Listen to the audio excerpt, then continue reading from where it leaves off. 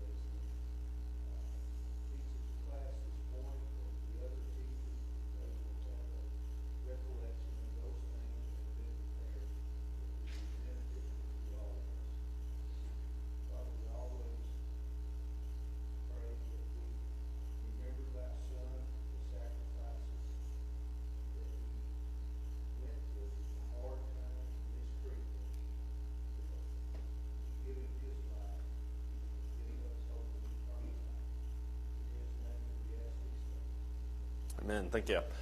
So as we get started, obviously there are going to be a lot of questions. I ask a lot of questions just in general in this class, but today's going to be probably a little bit more questions than normal. I want to start with three questions that you've probably heard, that I've definitely heard. That's why they're up here.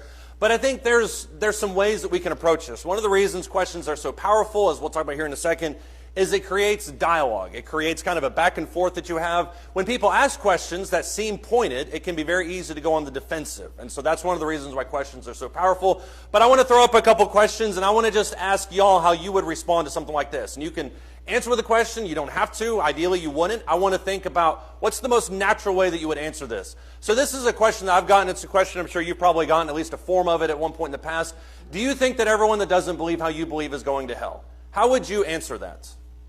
And remember, think about just the most natural way. Somebody asks you this at work, at school, hopefully not in the drive-thru line unless you go some really weird drive-thru places. But just imagine you're somewhere and somebody asks you this question. How would you respond? I would hope that you probably wouldn't ask this question of other people because it's kind of pointed, but yeah. You what? Okay. Yeah, well, that is the right answer. Don't ask this question because it is pointed. Ken? Or, I'm sorry, Ray? Whatever your name is, yeah, back there.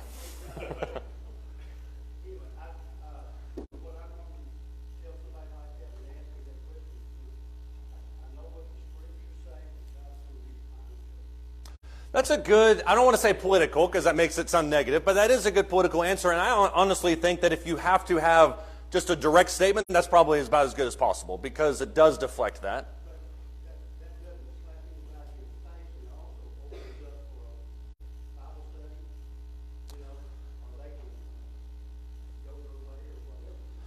That's true, and I do agree with that, and I've used that answer too, and I think that's a really wise answer. What's the problem with that type of response, though? And this isn't everybody pile on Ray time, but what's the problem with the response like that? Go ahead.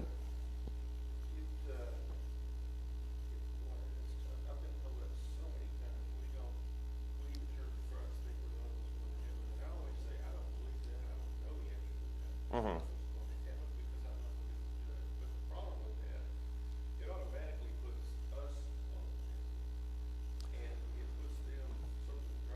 Right. Right. That's true, and even if you get around the idea of the quote-unquote the Church of Christ defense, which is that how we believe as a collective group, and you just say, how do I believe? This kind of creates that individualistic attitude. If you don't believe how I believe, does that mean that I'm wrong and you're right? Even if you just get around that, it does create a defensive posture right away, which I think is a problem. Karen?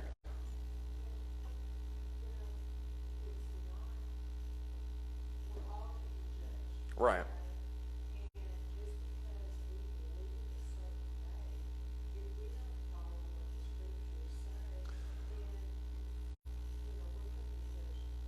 Right.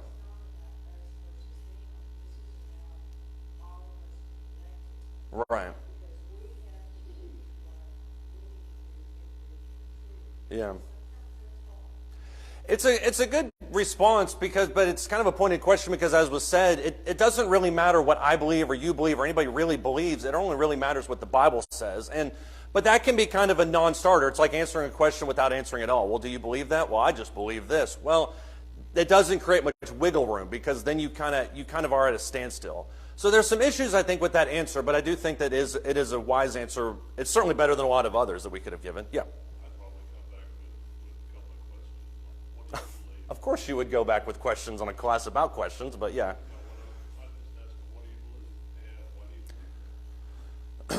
Yeah, that is a good way to respond. What makes you think something like that? That's a good way to respond back to that. Yeah. I'm not elaborating more because the whole theme of answering with questions is kind of the theme of the class.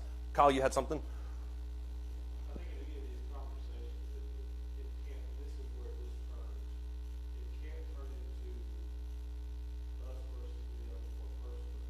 Right.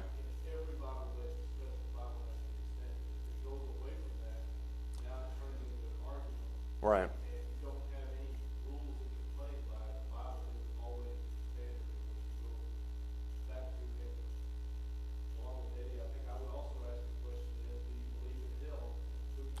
Yeah.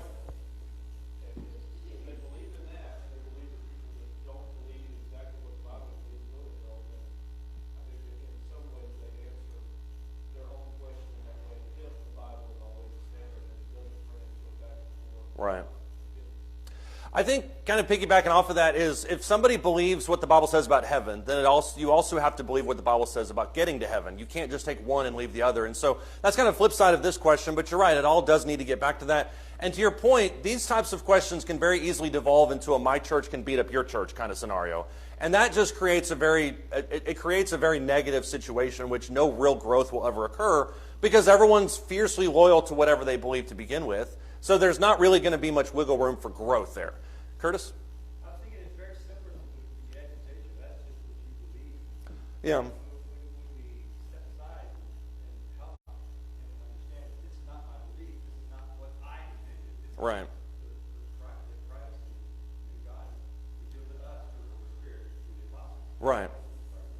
But then they could very easily say, well, I'm reading the same Bible you're reading, so why is it that I arrived to a different conclusion than you? And we don't answer that question now because that's a bigger discussion for another time. But once again, it creates everything back to the Bible, but it can generate some more conversations down the road. Go ahead. Do you think that God tried to deceive us with two conclusions from the same word? I mean, think about what is he trying to do? Mm-hmm. Make things clear to us rather than to obscure things for us and lead us in the way to hell. Well, he does, but the Bible says that we're saved by grace through faith. So you answered that for me, Curtis. I mean, and once again, I'm not arguing that point. I'm just saying that would be a response back to that. So there are people that would say that, well, this is what the Bible says, just as clear as it says it to you, so let's discuss that. But once again, we're missing the overall point, which is that now we have a discussion going. And I think too often times when we are asked these questions, we just kind of answer with a rote response that is equally as defensive as this is aggressive. And so there's no real growth that happens. Joe?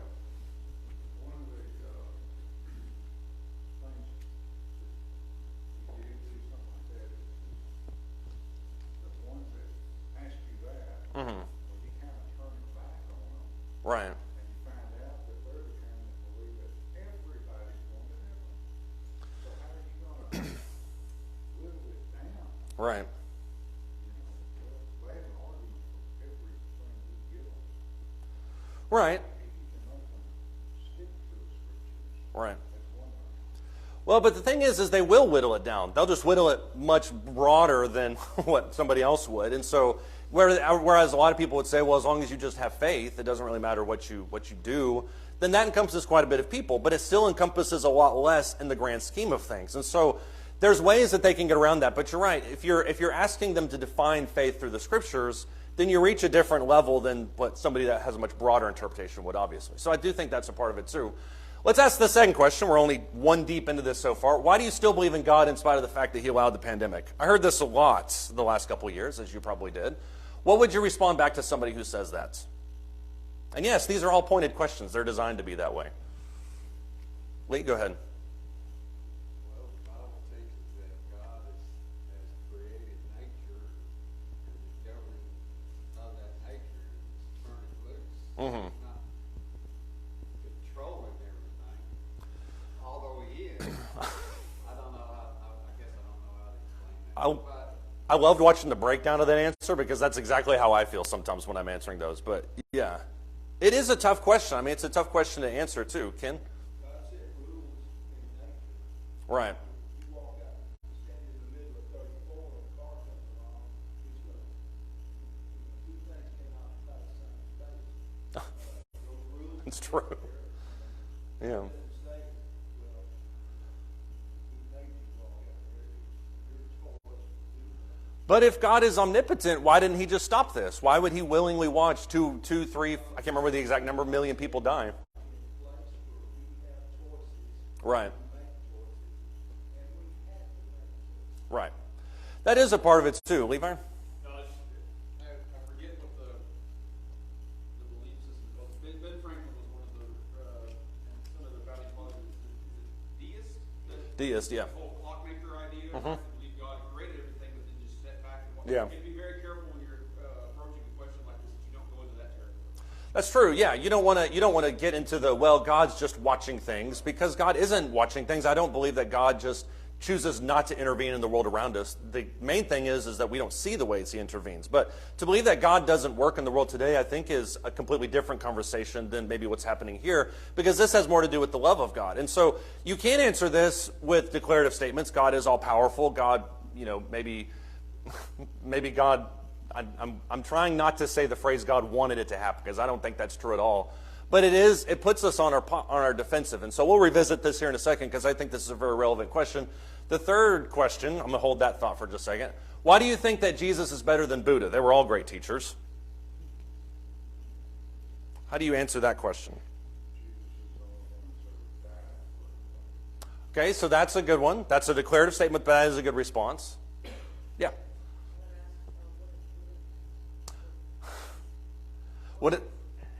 Yeah. Right.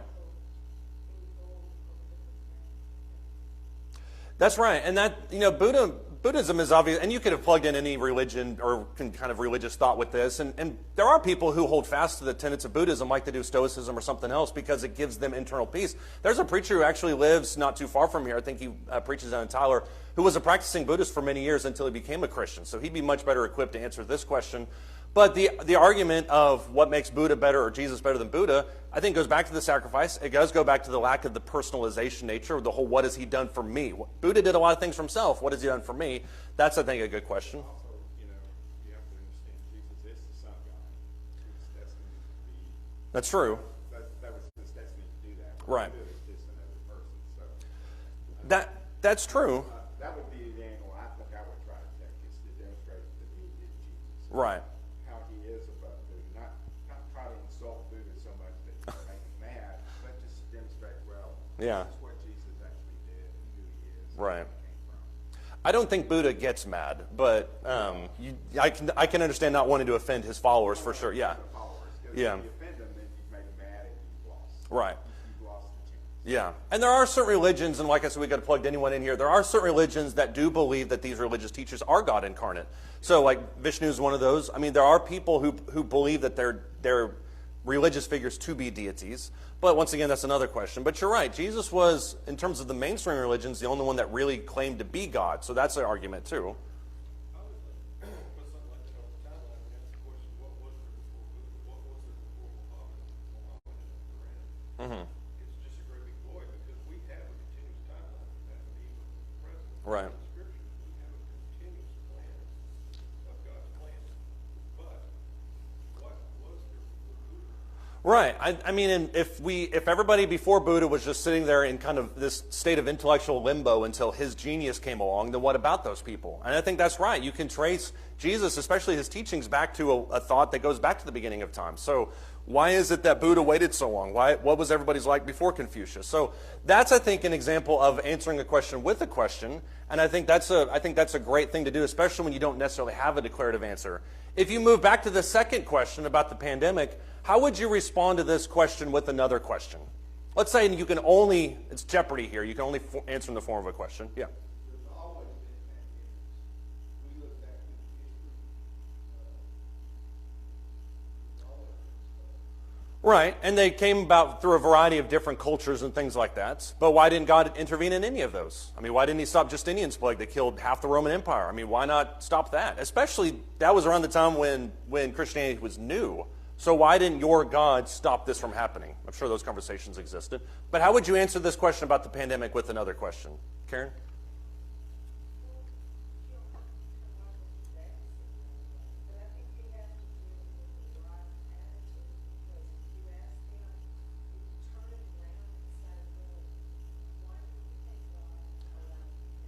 Right.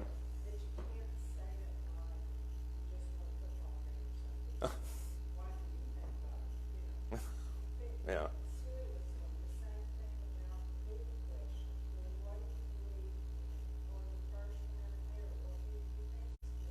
Right.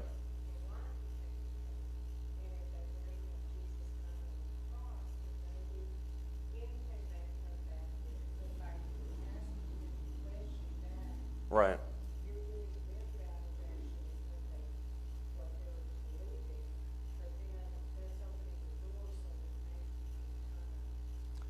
Yeah, you could very easily just turn the whole question back around. Well, why do you think that God allowed it in spite of the pandemic? I mean, or why do you think he allowed the pandemic? I mean, if they're going to ask you that question, they've obviously given it some consideration, so why not ask them for it? Yeah.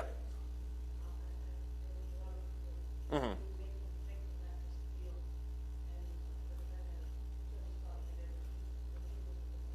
Right. Right. Exactly. And that's what I want to talk about right after this. And I think, because the advantages of questions, I think, are numerous. We're going to get into them a little bit here. But Jesus was a master at asking questions. And I think that's a really understated aspect of his teaching. Oh, go ahead. But if you don't believe in God's word, you'd be living in fear for the whole pandemic and then onward. Right. You don't have something to believe in. Well, then the nihilist would just say, well, I don't believe that God allowed it or he didn't believe it. Therefore, I don't need any hope because my hope is in myself. My hope is in my ability to survive against. Maybe it's in modern medicine. It's something besides that. Why do you still go to church in the middle of a pandemic? Well, obviously you have hope. My hope is in a vaccine. So there's different layers to that. But I think that is a good question. You could ask back to that. Why do you not believe? Why do you believe God had anything to do with it to begin with? I think that's a very valid question. Why are you accusing me of saying that God had something to do with that? Maybe he chose not to for reasons you don't know, but why are you blaming God for that? That's a good question you could ask back to that. Joe? You know, that same question was asked after 9/11, Oh, of course. Yeah. after Auschwitz, World War II. Why did God allow Hitler to reign? Yeah. Yeah, why does he allow all this stuff? So, you know, it's the same thing. Right. So you basically have to have the same answer. Well, you can, but I think you can. I think there's ways that you can go about it that provoke deep thought. Like you can say, like we just said, why do you think God had anything to do with Hitler? Are you blaming God for what Hitler did? Because Hitler was his own man. I mean, if you truly do believe, as an atheist stance, if you truly believe that Hitler is his own person, then why are you blaming God for what Hitler did? So there's questions that you can arise, and you can obviously go into some theories about COVID and where it originated and stuff like that. But why drag God into the equation? I think that's a question you could ask back to it. There's lots of them, but that's one of them. Ken? Difference between cause and allow. Right. That this doesn't go, Right. we understand, well, God allowed the things to happen to go. Right. He did. But The one that did it, but God allowed it. But you're still missing the central point, which is if God is omnipotent, why did he allow it to go on? And that's not a question that we need to explore right now. I'm just saying these are questions that people ask. And when you respond with a question, I think it changes the conversation into more of an actual conversation. So that's what I really want to talk about. When we talk about why answering questions with questions are so powerful, the number one reason for me, and this was mentioned earlier, is because it forces them to develop and answer their own question. If somebody's going on the offensive with a certain question, all three of those were pointed for a reason, then answering with the question forces them to develop their own and answer their own question. C.S. Lewis called this intellectual ownership. Plato called it intellectual midwifery. It's the idea that instead of answering the question for them directly and spoon-feeding them, you're asking a question to prompt their own gears to start thinking. If they're thinking about that question, then they need to develop that answer themselves. Why is it important for people to answer the questions themselves? And you can't do this obviously with everything. If somebody says, what do I need to do to be saved? You can answer that. You don't have to say, well, what do you think you need to do? But if you're asking people to develop their own thoughts, why is that so important?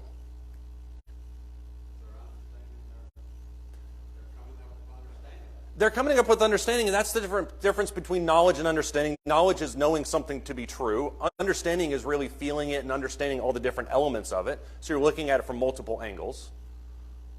Why would you want somebody to develop their own line of thought around it?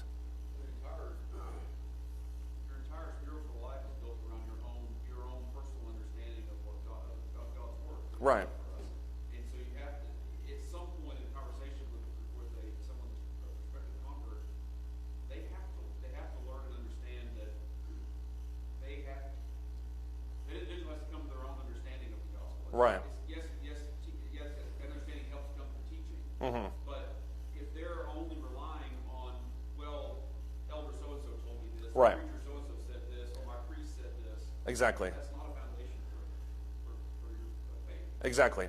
Definitive answers very rarely, and I don't know if this is exactly what you're saying, but it's kind of what I was thinking about while you were talking about it. Definitive answers rarely give way to good, mature Christian growth. To bring back the Job analogy earlier, God could have very easily intervened in Genesis chapter 4 and been like, look, Job, we're just going to cut to the chase here. The reason for this all is because of what happened.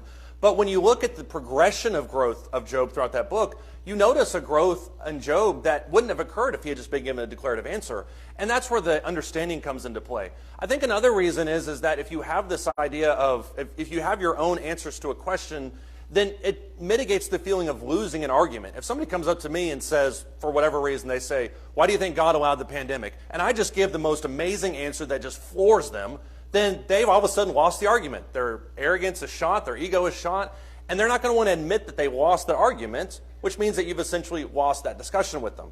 What you're trying to generate is a discussion with these questions, and that's what Jesus did over and over and over again. So I think forcing them to develop and answer their own question is really powerful. It also eliminates the stress and perception of intellectual superiority on our parts. If somebody asks me a question that is just so hard that I can't even think about it, then instantly I start sweating bullets. I don't know the answer. I feel like I'm responsible for this guy's soul that's lost. So if you answer it with the question, you have the dialogue that goes back and forth. It eliminates that stress and that perception that I'm better and I'm smarter than you are.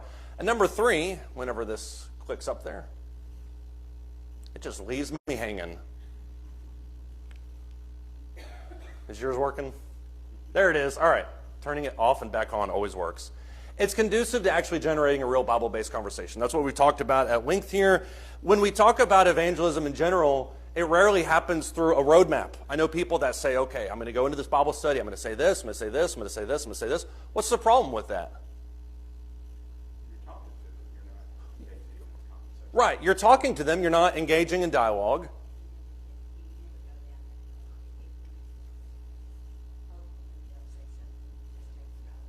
Oh, it happens every time. I mean, this is why I have these notes. These notes aren't a roadmap.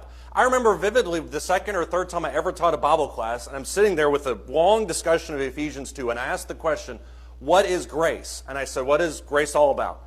And I thought, they're going to say these things, and then I'm going to say this, and I'm going to say this. One guy raised his hand, and I'm not kidding you. He said, grace is what happens when you step on a dandelion and the white stuff flies out. Well, how do you respond back to that? That wasn't on my notes. So I think when we have this idea of a roadmap that we're going to say this, if somebody deviates, we get angry. We think, well, that's not what you're supposed to say. Here's what you're supposed to say. Then here's what I say. What you want to generate is a real conversation where you can explore these ideas in ways that are meaningful with people. Go ahead.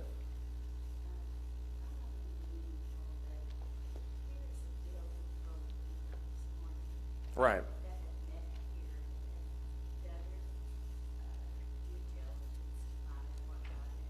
Right. And we have all come to the same conclusion.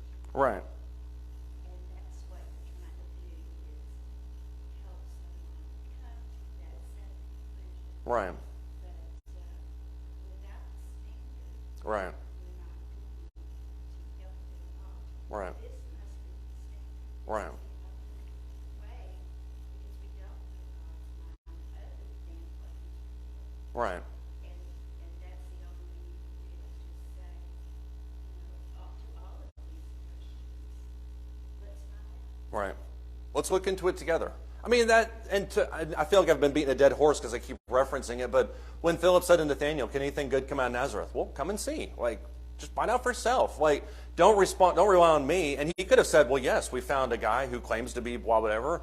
But he didn't say that. He said, you come and investigate for yourself. And that is, once again, where real growth comes into play. It's my contention that conversion rarely happens in a one-on-one declarative type conversation. It happens when something is said or something is studied, and you go back and you think about it. That's why the Psalms talk about so much about meditating on His Word, thinking about it, considering it, applying it in our lives. Lee? I asked you a question about the first question. I'm going to answer that question with another question. Okay. If somebody does approach you like that, why wouldn't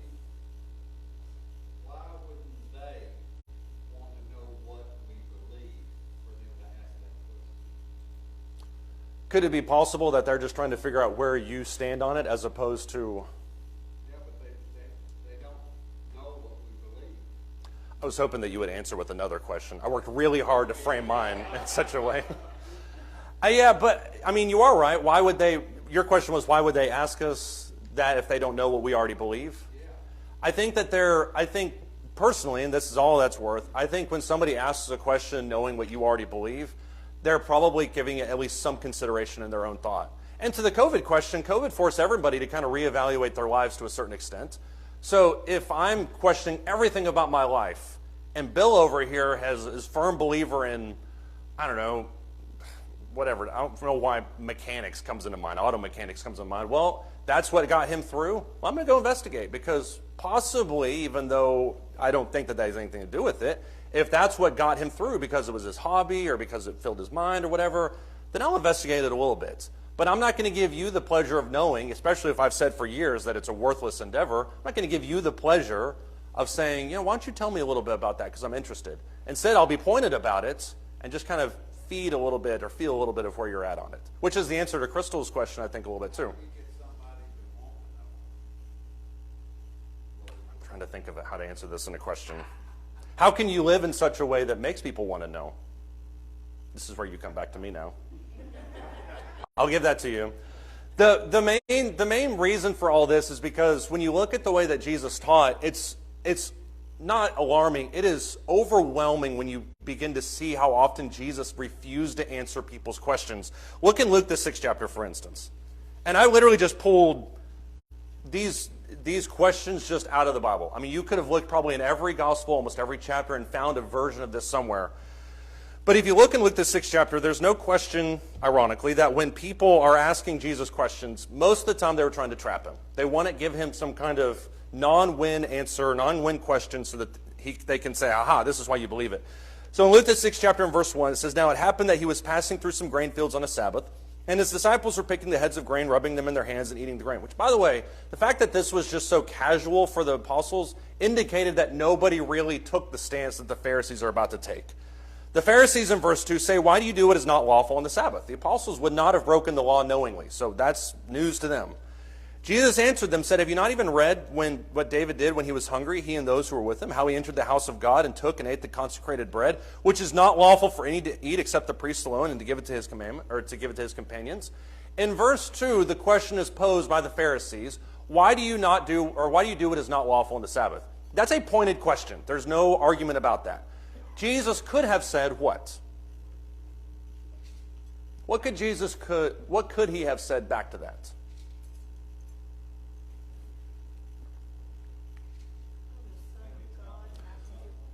He could have said, I'm the Son of God and I can do what I want, which he does say in verse 5. He says, the Son of Man is the Lord of Sabbath. So if there's any questions about me, just know that I am God, so I can do whatever I want to. I hate to say that ever. Curtis, did you say? Same thing you said. It's not Right. Explain, but he illustrated it. In fact, when he didn't really answer the question, he just said, "Let's go back to what David did. You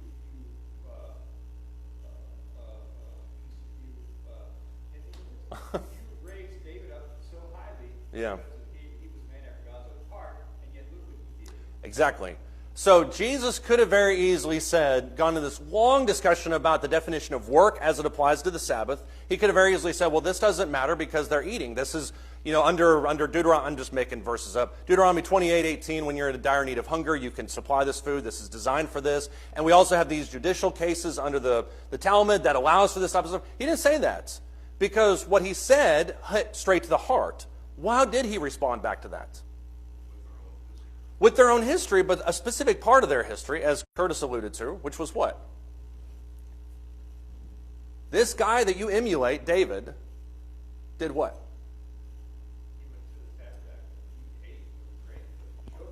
Right.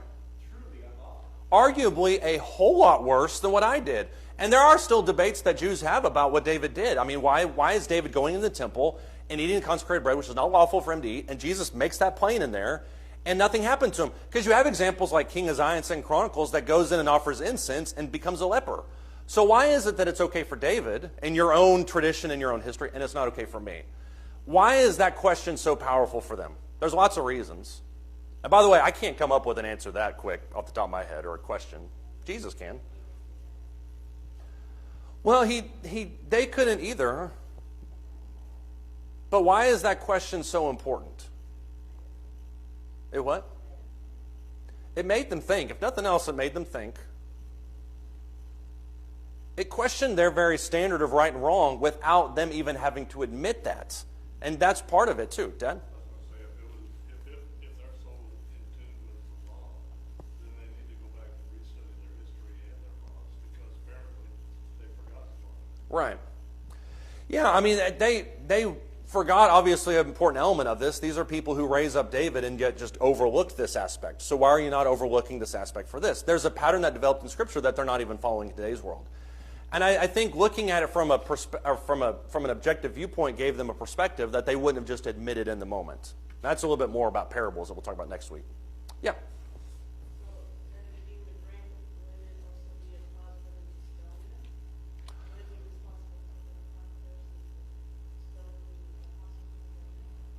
I don't know if the penalty for, I think it may be, working on the Sabbath is death. Yeah.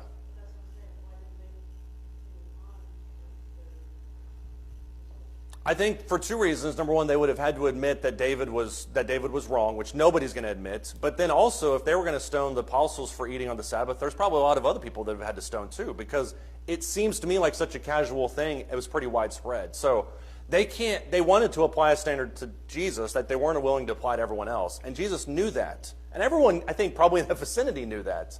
But Jesus is the one being put on the spot. So, but yeah, that's a good question too. Let's go to Matthew 12 now. We're going to do this quite a few times, in case you were wondering. Same day of the week, different event. Matthew chapter 12, starting in verse 9. It says, "Departing from there, he went into their synagogue," us being Jesus, "and a man was there whose hand was withered. And they questioned Jesus, asking, 'Is it lawful to heal on the Sabbath?' So they might accuse him." So once again, question being asked because they want to test him, want to put him on the spot. He said to them, "What man is there among you who has a sheep, and if it falls into a pit on the Sabbath, will he not take hold of it and lift it out? How much more valuable than a man is a sheep? So then it is lawful to do good on the Sabbath." Then he said to the man, "Stretch out your hand," and stretched it out, and it was restored to normal like the other. But the Pharisees then went out again and conspired against him as they might destroy him. Once again, there's no question about what the motivation here for this question is.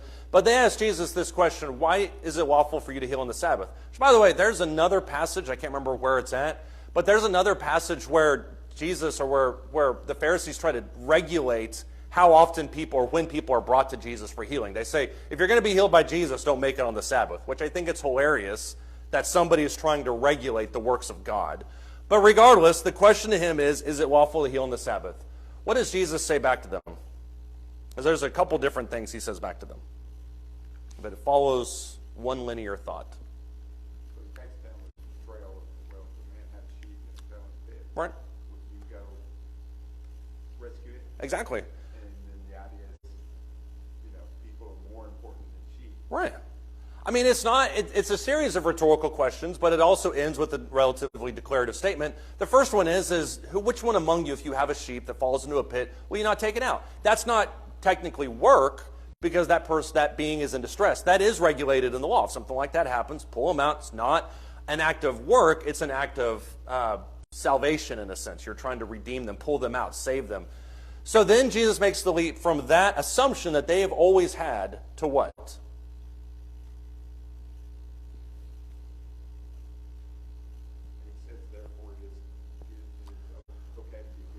It's okay to do good on the Sabbath. Where you apply this to sheep, why would you not also apply it to man? So there's two back-to-back questions. Do you not already do this? And number two, is man not more valuable than a sheep? So he asks both those questions, and he reaches the conclusion, so it's lawful to heal on the Sabbath. So he once again follows that question-based logical thought to help them arrive at a conclusion that they should have had the whole time. Curtis? Another event, Jesus made the final statement that, for the Sabbath was made for man, not man for the Sabbath. Right. This is not intended to be something of burden to you. And the fact that you're qualifying healing as work is alarming to begin with. Because, I mean, if Chris was out here, he could testify to that. What medical personnel, maybe Scott can testify about it as well, what medical personnel would say, somebody who's been in a car accident, well, it's the holy day, I can't heal you. Of course you're going to heal that person. Why would you not do that for somebody who has a withered hand? So that's the trapping that they're trying to bring to him.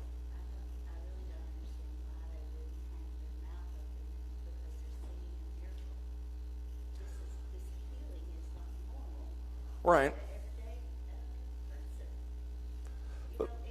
not something, they were so willing to nitpick even his miraculous work. Right. I mean, they wanted him gone. It didn't matter that he was healing and Right. raising the dead and all these things. They just wanted him gone. Right. So I don't understand how being in a position at their time, Right. when they see a miracle, when they know if it's truly Mm. people of God, that God could blink and they'd all go, if you want. Yeah. Here is Jesus just healing Mm-hmm. on a day that they want to say, oh, it is the Sabbath. Right. I hate to say it, but I think probably miracles in some form are probably old hat to these people by now. I mean, if Jesus has been doing these miracles for any length of time, the newness, at least for some of them, had probably worn off, the Pharisees. And they might have looked at it as no different than anything else. Well, he's just doing a magic trick, or he's just doing something to kind of trick us. Well, he's not, but that's the perception that they may have. So they're going to try to play the devil's advocate because they don't like him. Lee? Or Levi? I think it's interesting that they ask a very specific question, is it lawful to heal on the Sabbath? And then after Jesus' discourse, he ends with extraordinary. Right. Not only is it lawful to heal, it's lawful to do good. Right. And that's, I think, the best way to answer a catch-22 question. Because if Jesus had said, yes, it is lawful to heal on the Sabbath, well, then they would have said, well, you're authorizing work on the Sabbath. If they say no, then, well, obviously you don't love this person. Jesus knew that. So the only way to answer a no-win question is to throw that question back at them. What do you think about this? Because this is the line of thought that I'm on. I think you need to get on that same train. Ken?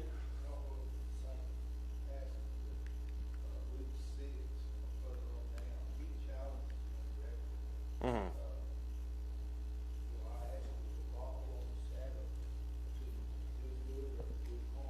Right. Right. Yeah. And they're not going to answer that question at all because they don't want to. That's the same position they try to put Jesus in. Jesus does this multiple times in one chapter. He does it in Matthew 22 on at least 4 different occasions. And they're all back to back. And some people have argued that these didn't happen concurrently or successively, that Matthew is kind of collecting them as all as one. Doesn't really matter. I think some of them at least happened right after each other. I think the text indicates that. The first question that they ask is it lawful to pay taxes to Caesar? Jesus asks them for denarius. He says, whose inscription is this? Why is that such an important question to ask? Is it lawful to pay taxes? That's a no-win question. Go ahead. They're motivated by one thing, and that was to catch Jesus. Yeah. Some form of evil. Right. In this case, it'd be, is it lawful to pay taxes to Caesar? We need to be paid that are attributed to God. And so if Right. he said yes, then you deny God. If he said no, then you're an insurrection. Right. You're an anarchist. There's no way to get out of that question, which eventually they accused him of both. But that's, at least in this moment, that was the two paths that he could have taken. So Jesus once again takes that moment and says, well, whose inscription is this? Well, it's Caesar's. Well, then give Caesar what is his and give God what is his. And that alludes to exactly what Curtis talked about. Give to everyone their own due. I mean, it's lawful to give to everybody what is due them. Then he asks the other question. The other question is asked about the most unlucky woman on the planet with the 7 husbands. And then he comes back, or they ask him, whose wife is she? How does Jesus respond back to that question? It's a little bit more subtle, but I think it still qualifies as a question. Well, that's what he says eventually. That, yeah. You do err not knowing the scriptures nor the power of God. That's Right. what the answer was. It was twofold. You don't understand what the scriptures say about this. Right. You don't know the power of God and his ability to do what he does. So all that is true, but that's 1B through Z. There's a 1A that is missing from that thing, and that's when Jesus comes back with, have you not read? Why is that such an important question? Who's he talking to in this scenario? He's talking to the religious elite who read it every day for hours on end. So it's a pointed attack back. I love that about it. But whose wife is she? Have you not even studied it, guys? Do you not even recognize any of this? So then he goes in that long discussion, but he begins with this question of, have you not ever studied it? Because the answer is rather plain. There's an exception to this rule when they ask Jesus, what is the great commandment? Jesus doesn't come back with, well, what do you think is the great commandment? What do you mean by great? He says, look, it's love God with all your heart, soul, and mind, and then it's also love your neighbor as yourself. Those are the two. Doesn't give one, gives two, which I think is also genius of him. And then the last question that Jesus then asks them, he says David says, the Lord said to my Lord, sit then at my right hand. So whose son is the Christ? And they say, well, the son of David. And then Jesus comes back with, well, how is that possible? So Jesus asks his own question at this point, and then he asks several more questions after that. But who do you believe about the Christ? Well, he's the son of David. Well, then how is it possible given what David said about him? So notice how Jesus not only uses questions in rebuttal, but he also uses them to teach. And I think that's what makes it so valuable. Let's look at one final one. This is in Mark the 11th chapter. I'm going to get to this one before we end this morning.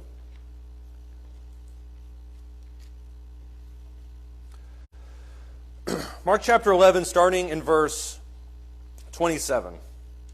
Says, they came again to Jerusalem, and as he was walking the temple, the chief priests and the scribes and the elders came to him and began saying to him, by what authority are you doing these things, or who gave you this authority to do these things? Those are loaded questions for a lot of reasons. Verse 29, Jesus said to them, I will ask you one question, and you answer me, and then I will tell you by what authority I do these things. Was the baptism of John from heaven or from men? Answer me. They began reasoning among themselves, saying, if we say from heaven, he will say, then why did you not believe him?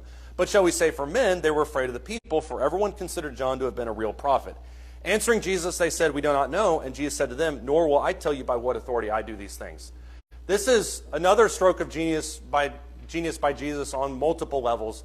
But they ask him a question, by what authority do you do these things? Jesus answers it by talking about the similarity of their authorities. John got authority, I have authority. His authority is from himself and from God, that multiple testimony that he talks about. But here's a softball question for you guys. Was the baptism of John from heaven or from men? And what's important to note about this is not the question, but their response. What is the Jews' response back to that? Because Mark is very clear about their discussions. Well, they say they don't know, but notice the line of reasoning that they arrived at that answer. They were trying to catch Jesus. Right. Caught them. Right. Exactly. They're trying to weasel through it, yeah. So the Pharisees say, if we say it's from men, then what happens?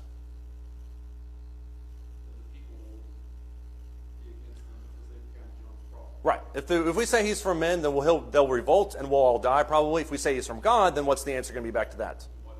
Then why do you need to believe him? What is missing from that discussion between the Jews amongst themselves?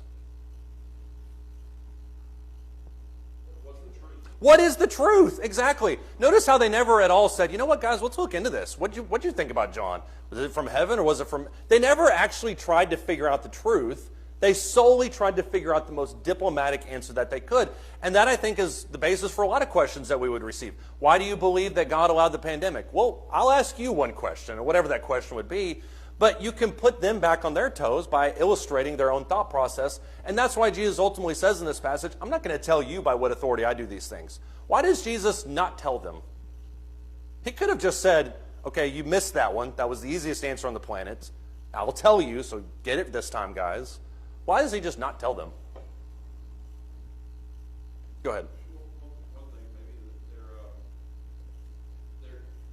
can tell by their deliberation about how they approach the problem. They're clearly worried about their sphere of influence, about their position in power. Right. And so if they don't have the spine and or heart in the proper place to have recognized what John told us, his purpose was to believe Right. why he came, you're not going to believe me. Right. An answer in any form wouldn't have been accepted honestly by his audience. And I think that's one of the many definitions you could make for don't throw your pearls before swine. If Jesus says what the truth is, which he could have, he knew it, everybody knew it, then they wouldn't have accepted that. And they would have had him right back at the beginning of that question, which is where he didn't need to be. Curtis, go ahead. But too, their answer to the question is based upon their desired conclusion, desired outcome. Right. It didn't match their desired outcome, so therefore their answer was bogus because they weren't being honest with themselves or Right. anyone else. As Levi brought up, they would believe whatever Jesus said anyway. So Yeah. it was entirely appropriate that it was a no-win argument because they were not honest.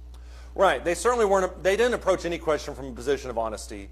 And I think that's one of the things that we have to keep in mind about one of the questions, or some of the questions that we'll get from people. The questions that we'll get from people, a lot of times will be honest. I'm not trying to dismiss those, because there are times, obviously, somebody says, well, tell me more about where you go to church, what do you believe about the Bible, that kind of thing. But there are also going to be questions where people don't really care about the answer. They just want to see us squirm. And in situations like that, we can execute the wisdom of Jesus to kind of bring that back to them, to illustrate or to bring a good conversation out of what could otherwise just been an attack. So I think there's lots of things that we can do with this when we start looking at this as an option. There, go ahead.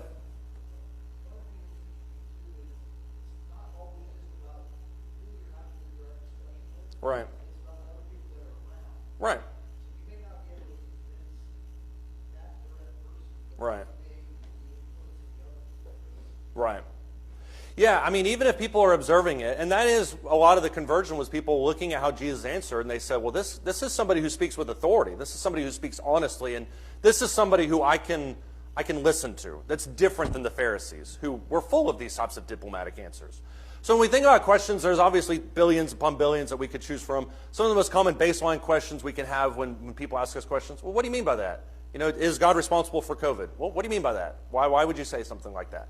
What other conclusion could there be? I mean, if you're saying this about this, then what other conclusion could there be? What would be the effect of something like that? If you follow this train of thought, what would be the effect of something like that? And why do you think this conversation is even important to begin with? So these are some good baseline questions that we can use and build off of as we discuss with other people. Somebody have any thoughts or comments? I don't see the stampede from back there yet, so you've got some seconds here. All right. If not, we'll pick up with parables next week. Thank you, everybody.